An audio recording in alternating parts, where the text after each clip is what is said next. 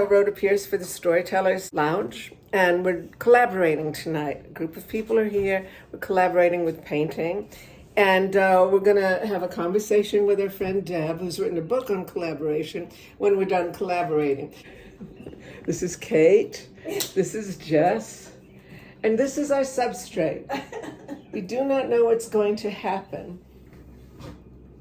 Should I throw a bunch of colors in the bowls, or everyone's taking their own colors? However you want to do that. I had a plan.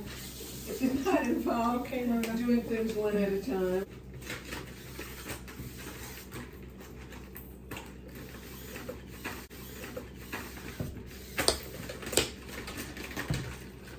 Oh my God, it looks like a bird. I wasn't even trying for that. I'm just trying to connect the dots.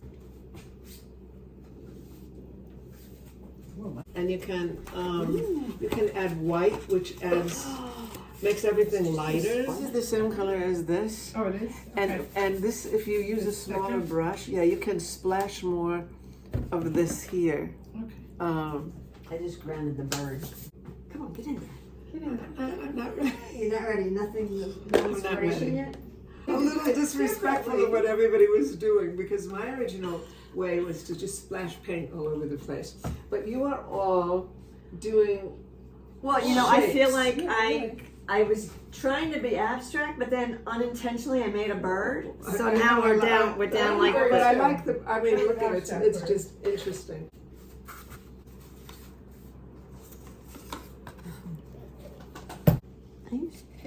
I made a little green, a little brighter. No, I mean I have a darker green. Oh, okay. Okay.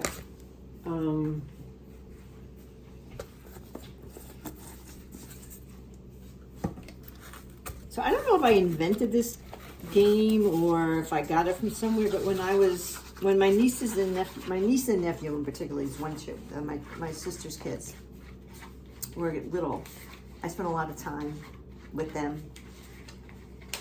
And they were kind of, a little bit artistic.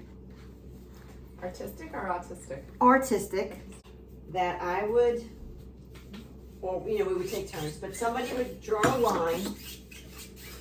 It couldn't be like it had to be just one stroke of the pen. Whether what you did with it was different, but you could do one stroke.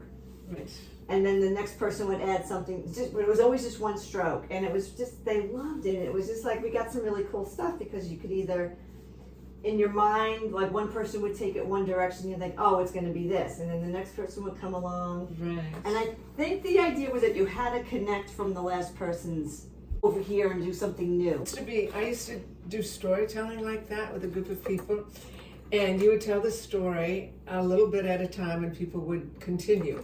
But they could also change what you said. Mm-hmm. So, and that's a lot of fun, and you get interesting things just because of the collaboration. That's awesome. And they probably will.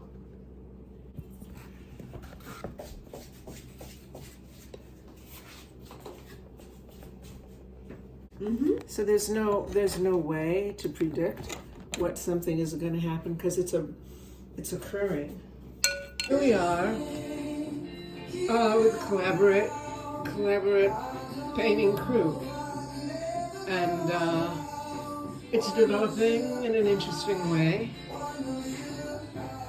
We have a bird, kind of, some circles. Is it supposed to look good or look finished or look like something? Keeps improving, because I keep moving it after a while. Like, I don't know what I did there. We're embellishing.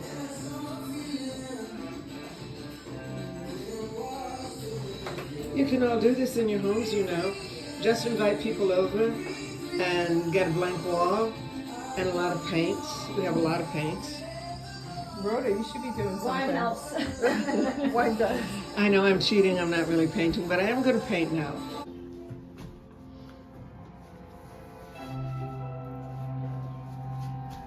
Like the mushrooms. Ooh, remind me, I have a really cool pottery mushroom. When I went to see my nephew in Chicago, he did pottery, and someone did mushrooms with the inside as glass, and they were really cool. Oh, wow. Yeah, I have pictures of them. They're pretty. We're listening to Harry Styles. while we paint. This has been part one of our collaborative evening. Part two coming right up with Deb Mashik, who's going to talk about her book, Collaborate.